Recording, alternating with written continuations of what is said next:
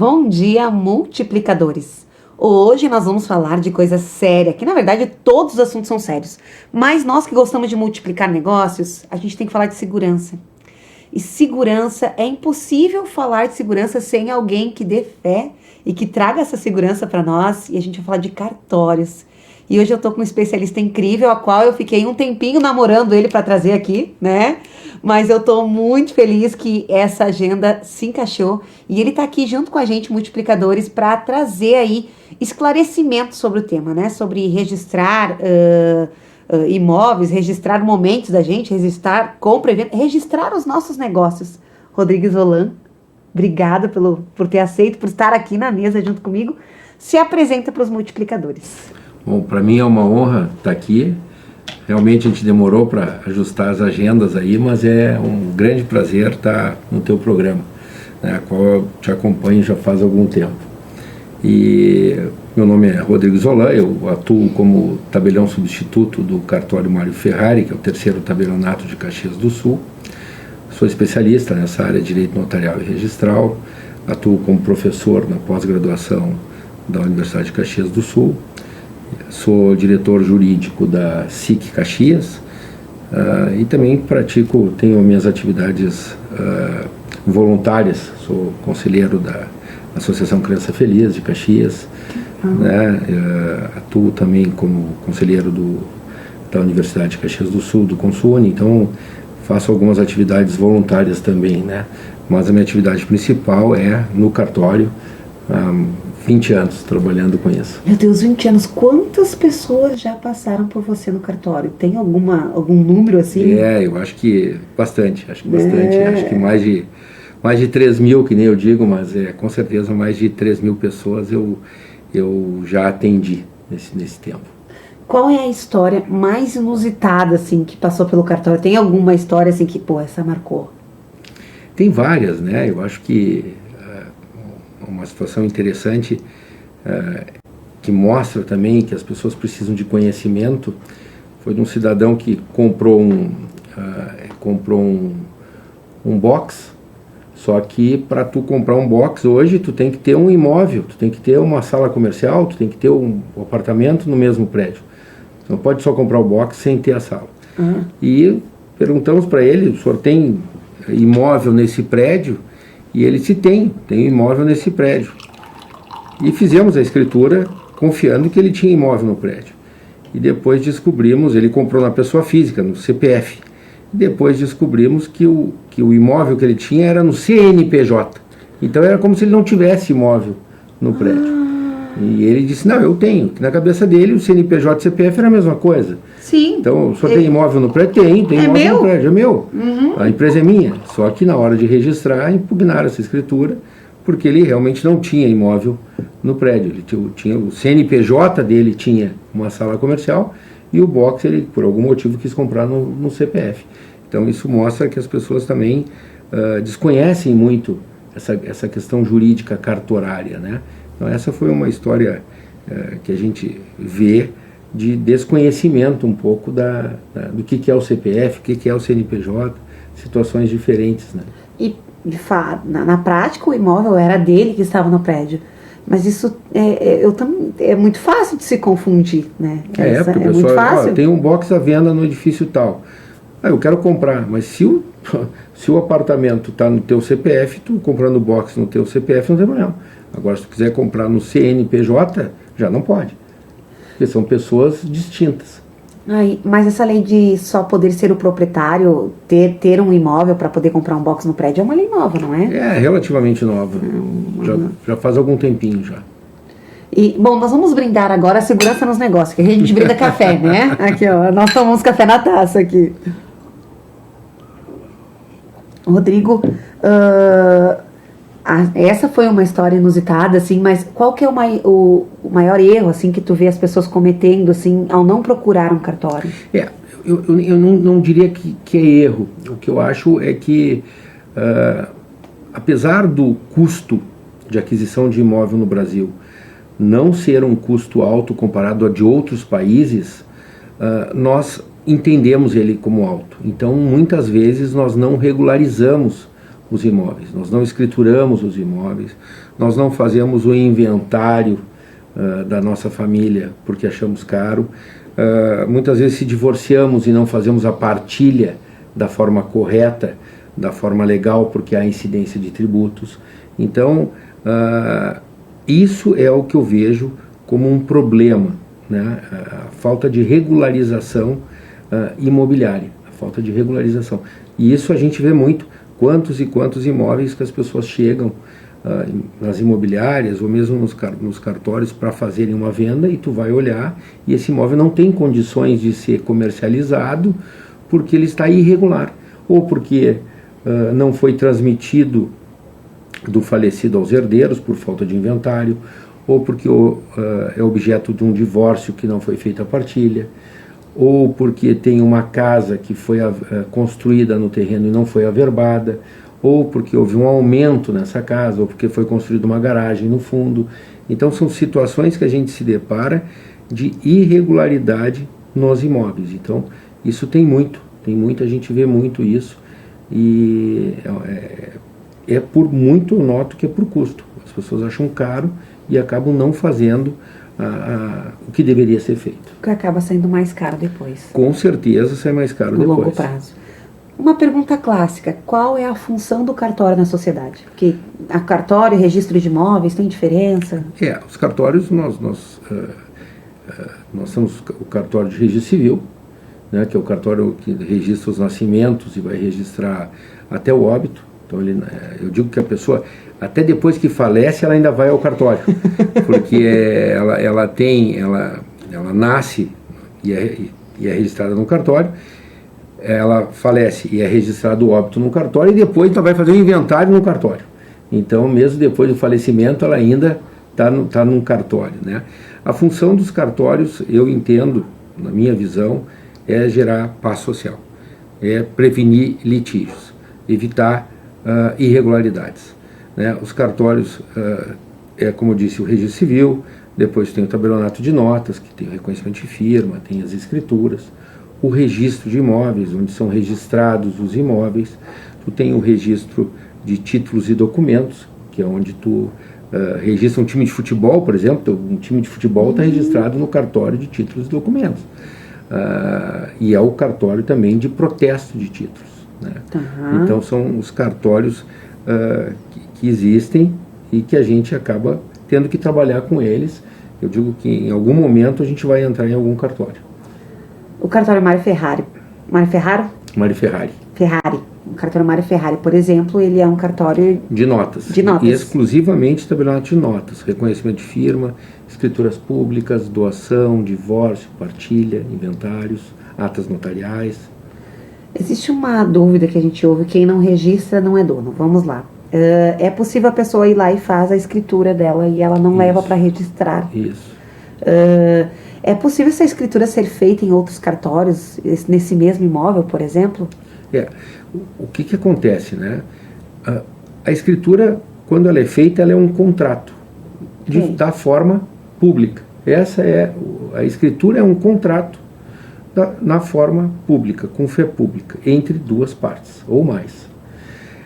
Para mim dar conhecimento desse negócio, para mim dar conhecimento que esse negócio foi feito, eu vou necessariamente ter que me socorrer do registro de imóveis. Eu vou ter que ir até o registro de imóveis e vou registrar. Para quê? Para dar conhecimento que eu comprei esse imóvel. Se eu não levar a minha escritura ao registro de imóveis, o que vai acontecer? No órgão registrador, no órgão público de registro, vai constar o nome do antigo proprietário. Sim, na matrícula. Na matrícula do imóvel vai constar. Então, porque aqui não registra, não é dono. Por quê?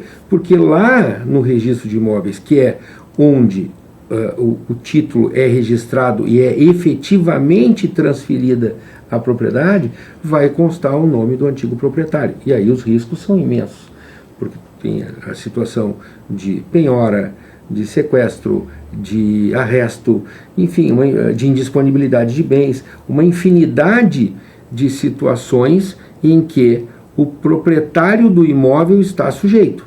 O proprietário do imóvel está sujeito a sofrer uma infinidade de ações que podem recair sobre aquele imóvel.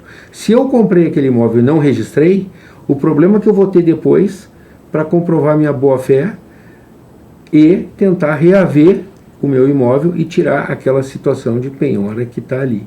Então, por isso que a gente usa essa frase, quem não registra não é dono, porque no registro de imóveis, que é o álbum imobiliário, que é onde a gente vai consultar quem é o proprietário do imóvel, vai constar o nome do proprietário anterior e não aquela pessoa que fez a escritura.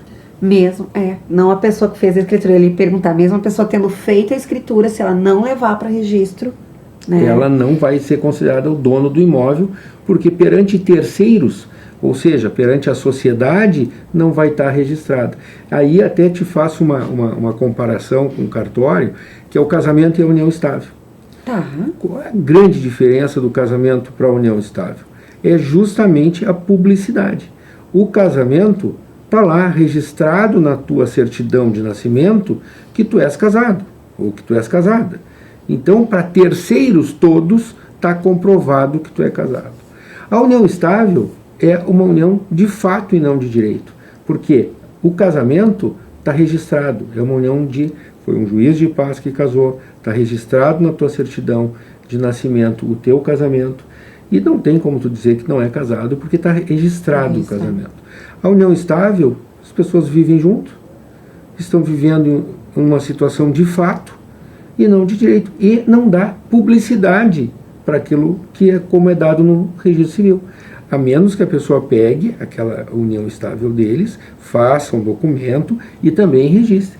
Mas se não registrar, vai ter dificuldade na publicidade, vai ter dificuldade em comprovar perante terceiros que vivem união estável. Vai ter que ter prova de que vive união estável. Então essa é uma situação que, mal comparando com o registro. Então a importância do registro, a importância de tu registrar uma união estável, de tu registrar o teu imóvel, de registrar os atos da tua vida. Então, quando tu falaste ali... Registrar os atos da vida. Então, tu tá ali, quando tu nasce, se tu for emancipado, vai estar registrado, uma situação que poucas pessoas sabem, mas a questão da interdição, né, a interdição, ela está registrada também no registro civil. Então, eu te pergunto casos interessantes. Eu tive um caso interessante, uma escritura sendo encaminhada, a pessoa encaminhou a escritura junto com o corretor, tudo certo, e tudo bem, a pessoa conversando, tudo. Quando eu solicitei a certidão atualizada de estado civil dessa pessoa, ela veio um caso de interdição. Ela estava vendendo um imóvel de valor alto, considerável, através de uma imobiliária, e ela era interditada. Ela tinha, se não me engano, vício em jogo, e estava interditada. E a imobiliária tinha feito o agenciamento do imóvel, tudo, encaminhado à escritura, e a pessoa era interditada. Então, a importância de tu solicitar uma certidão atualizada de estado civil. Então, as pessoas dizem, mas por que o banco pede certidão atualizada de estado civil toda hora? Porque para comprovar o estado civil daquela pessoa. Aquela pessoa comprovar que ela é casada, que ela é solteira, que ela é divorciada, que não é interditada. Tudo isso tu consegue comprovar com uma certidão de estado civil. Como eu já tive casos de pessoas se dizendo solteiras, querendo vender um imóvel do qual comprou solteiro, e tu pede a certidão de estado civil. Essa pessoa foi casada pela Comunhão Universal de Bens, já está divorciada, não fez a partilha do bem e está querendo vender o bem. Então, a importância da documentação cartorária. Então, a gente às vezes pensa que, por que os cartórios existem? Por que se pede tanto documento? Se pede tanto documento para que se faça a comprovação do estado civil daquela pessoa, que ela não está interditada, que ela está casada, que ela é solteira.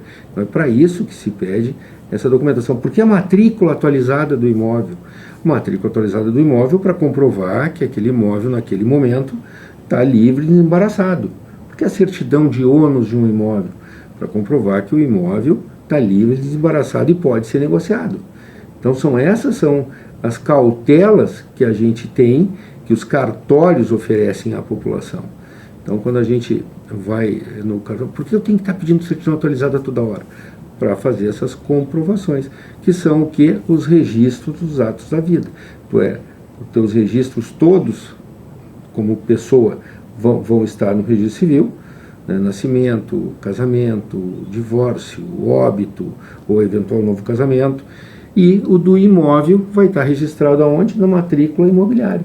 Nós temos a possibilidade de analisar toda a história, desde o nascimento do imóvel, lendo uma matrícula. Nós vamos ter, quando ela foi aberta, quem foi o primeiro comprador, o segundo comprador, o terceiro, o quarto, o quinto, enfim. Então, tu tem na matrícula do imóvel todo o histórico imobiliário, assim como tu tem no registro civil. Outra pergunta também, já que é de registrar os atos da vida, a gente fala bastante com um empreendedor aqui que está abrindo seus negócios, já está sociedade, né? Ela passa também, um contrato passa também registrado lá por vocês? Não, aí os contratos eles são, regra geral, registrados na junta comercial. Na junta comercial. Tá? Então não passa pelos cartórios. Antigamente se fazia o reconhecimento de assinaturas. Isso. Hoje as assinaturas são eletrônicas, então não passa esses contratos pelos cartórios. Há associações que são registradas nos cartórios de registro de pessoa jurídica, que são, por exemplo, fundações, associações, aí são registrados nos cartórios de pessoas jurídicas. Nessas sociedades, o que nos chama a atenção é que muitas vezes as pessoas abrem a sociedade sem discuti-la, sem discutir as regras daquela sociedade. Então, quem vai assinar pela sociedade, como vai funcionar a sucessão dessa sociedade.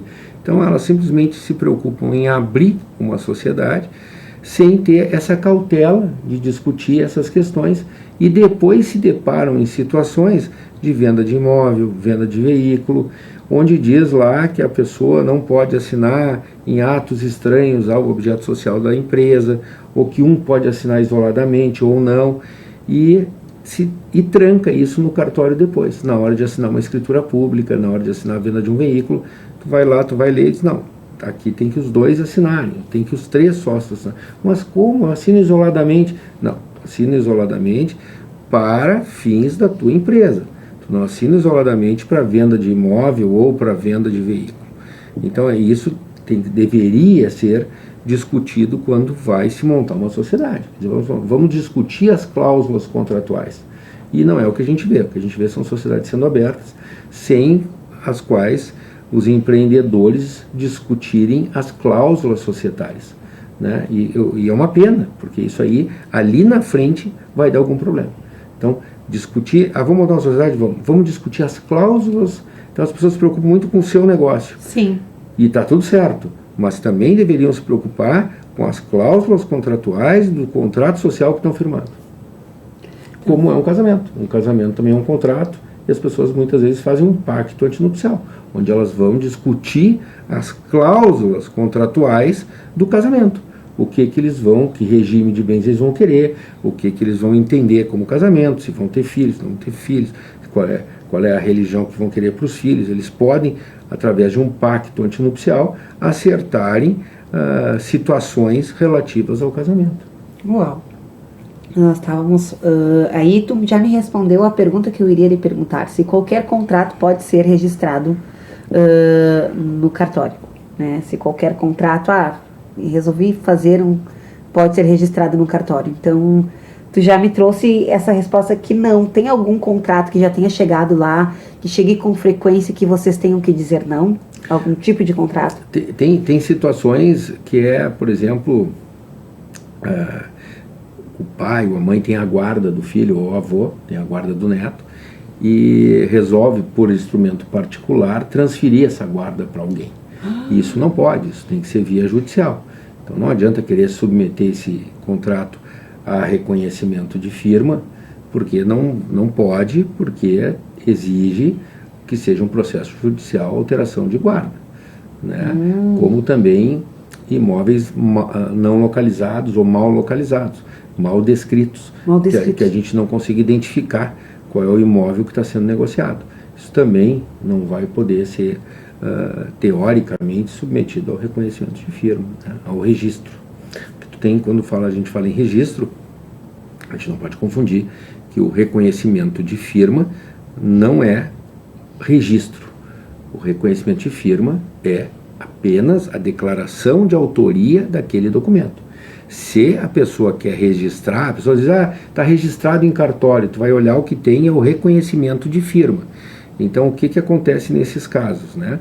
Quando tu quer obter o registro, tu tens que procurar cartórios de registro. Então, que é o registro imobiliário. E se não for, por exemplo, uma letra de música, tu quer registrar uma letra de música, tu vai registrar no cartório de registro de títulos e documentos.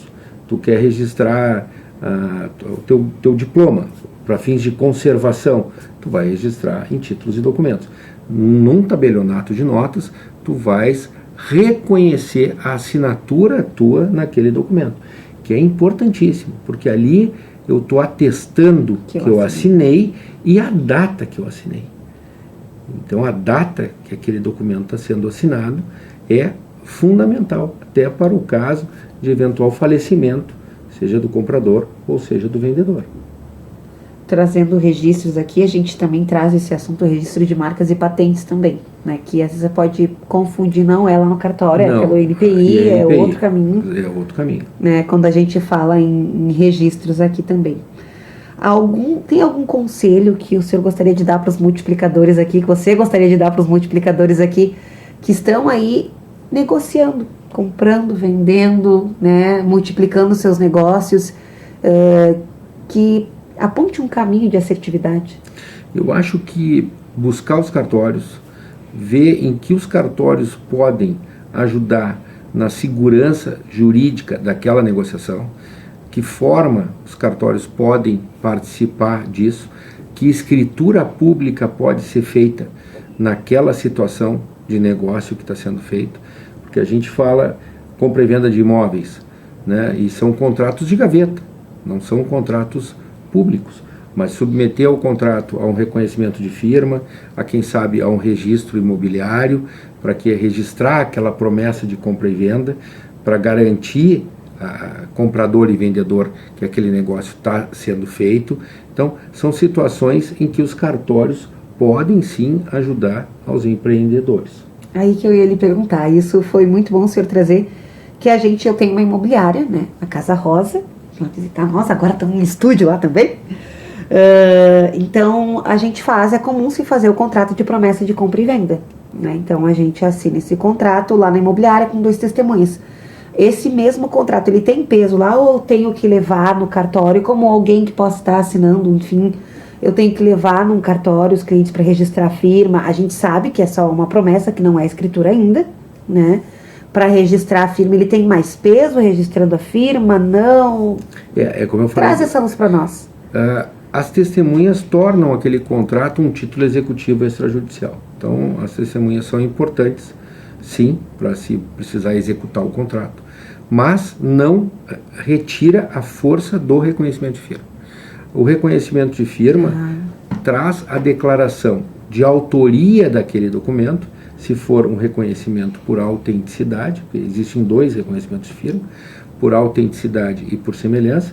Por autenticidade, a pessoa vai ao cartório e assina o contrato na presença do funcionário do cartório, ou por semelhança, que é aquele contrato que se confere e se diz que a assinatura é semelhante à que tem no cartório.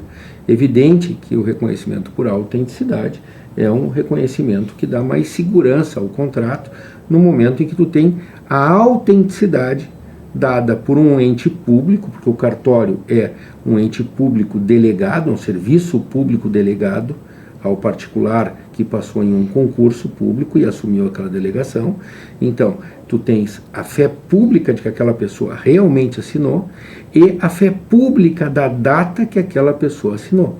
Então, esses 2 fatores, somado ao fato em que os cartórios procuram ver a legalidade do contrato, ver se o contrato está conforme a lei, o direito e a justiça, reveste o contrato de uma autenticidade maior do que as simples testemunhas. Então, meu conselho, reconheçam firma nos contratos. Por mais trabalhoso que pareça ser, isso no futuro e em caso de eventual falecimento, ele ajuda a gente conseguir a cumprir esse contrato sem necessidade de recorrer ao Poder Judiciário. Hoje a gente está atuando com muita atuação em serviços extrajudiciais. O cartório é um serviço extrajudicial. Então, se tu tem firma reconhecida, tu consegue transferir a propriedade desse imóvel para uma escritura sem a necessidade de um alvará, por exemplo. E em negócios todo cuidado é necessário. Nós temos uma piada entre corretores. Ele estava para dar o carro na entrada, no caminho bateu. Né? Então, eu assinei um contrato de promessa de compra e venda. Entre o contrato de promessa de compra e venda, o financiamento, às vezes até chegar essa escritura, né? Tanta coisa pode acontecer. Então, de todas as formas que a gente puder deixar assegurado. E poucas pessoas sabem que esse contrato de promessa de compra e venda, cumpridos os requisitos do contrato de promessa de compra e venda da Lei de Registros Públicos, ele é um título que pode ser registrado. Então, a promessa de compra e venda pode ser registrada na matrícula. Então, tu tem a matrícula lá em nome do José. Tu registra que o José prometeu vender para a Maria esse imóvel. E depois tu vai fazer a escritura. Então, tu vai, nesse tempo, entre a promessa de compra e venda e a escritura, tu tens a garantia do registro. Poucas pessoas fazem, é muito baixo o número de registros de promessa de compra e venda, mas é um instrumento muito valioso tu registrar a tua promessa de compra e venda, porque é justamente isso. Se acontece alguma coisa com o vendedor ou comprador, tu tem a promessa lá registrada para te gerar efeitos perante terceiros. É isso que faz o registro. O registro, ele te garante direitos e efeitos contra terceiros. Então é por isso que se tem o registro imobiliário, para gerar efeitos perante terceiros. Nós estamos chegando ao final, né, da nossa entrevista e tem tantos assuntos ainda para tratar. Eu queria que tu trouxesse sobre um outro assunto que eu queria trazer aqui, que é procuração. Né? A gente recebe coisas. O que o senhor tem a nos passar sobre procurações? A procuração é um instrumento de mandado em que uma pessoa outorga poderes a outra para aquela outra pessoa representá-la em algum ato da vida civil. Então, primeira questão, a procuração ela tem valor enquanto o outorgante, que é quem passou a procuração, estiver lúcido. Então, se aquela pessoa que outorgou a procuração não estiver mais lúcido, a procuração extingue o seu efeito. Extingue o efeito. Procuração não é um contrato de negociação. E a gente vê o pessoal usando a procuração como um negócio, como um contrato de negociação. Mas ela não é. A procuração é um instrumento para alguém representar a outra pessoa. Se a pessoa que vai ser representada não está em condições mentais, vamos dizer assim, sim, a procuração se extingue. Se ela morrer, a procuração se extingue. Isso vai lidar para depressão, para quando se fala em condições mentais. Assim. Exato. A pessoa passa a procuração hoje e amanhã sofre um acidente, uma situação que invalide ela mentalmente. A procuração perdeu, se extinguiu o efeito. Então, a procuração deve ser usada com muita cautela. E sem contar que a procuração pode ser revogada. Então, eu faço uma procuração hoje e revogo amanhã. Posso fazer uma procuração de um bem para mais de uma pessoa? Posso. Isso é um outro problema. É um outro problema também. Outro risco do uso da procuração. Então, a procuração, e agora, com o uso do e-notariado, que é um outro assunto, que é as assinaturas eletrônicas, mas não são todas as assinaturas eletrônicas que a gente pode entender como extremamente confiáveis, né? Nós temos que analisar quais assinaturas eletrônicas nós estamos usando, né? Temos que analisar isso. Então, o e-notariado é uma assinatura eletrônica, que é uma plataforma do colégio notarial, né? Então, que tu, em vez de fazer uma procuração, tu pode assinar pelo e-notariado.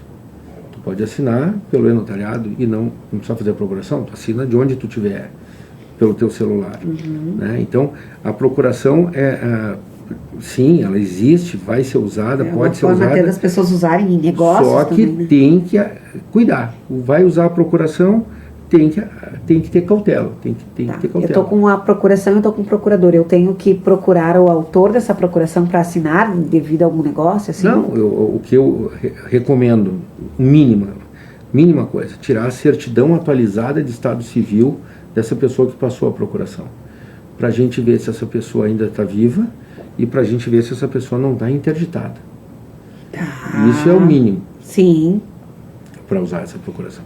Então eu entendo isso como mínimo para se usar uma procuração. Para se usar essa procuração. Então nós estamos chegando agora ao final aí sobre esse tema tão importante que com certeza tem muito mais assuntos. E eu gostaria de convidar vocês a seguir o doutor. Né? Então fala qual que é o teu Instagram. O meu Instagram é Rodrigo Isolan. Rodrigo Isolan. Isso, e o do cartório é Cartório Mário Ferrari. São as duas redes sociais que a gente usa. Que lá vocês vão ver muito mais informações, é bem informativo, eu amo acompanhar, né, porque eu aprendo muito, né, nesse processo e a gente está aí na estrada. Olha, eu já fiz mais de 250 negócios na cidade e mesmo assim eu me pego com algumas novidades no caminho. Né? Então, mas é isso, todo dia a gente está aprendendo uma coisa nova. Eu me pego com alguma coisa ali que eu não tinha me deparado. E para cair em risco, gente, um problema é muito rápido, né? Então, veja os documentos, não caia naquele, olha, eu sou simpática, mas peça meus documentos se você quiser negociar comigo. Então, não caia num lindo sorriso ou numa história triste. Eu já vi muitas coisas acontecerem por histórias contadas, e aí quando você vai ver na documentação, não era bem assim a história. Exato. Né? Então, toda cautela, canjinha de galinha, né? E cautela não faz mal a ninguém. Então, é o que eu indico e é por isso que a gente está aqui hoje multiplicando essa informação com você. E vejo você então no nosso próximo Café com Multiplicação de Negócios.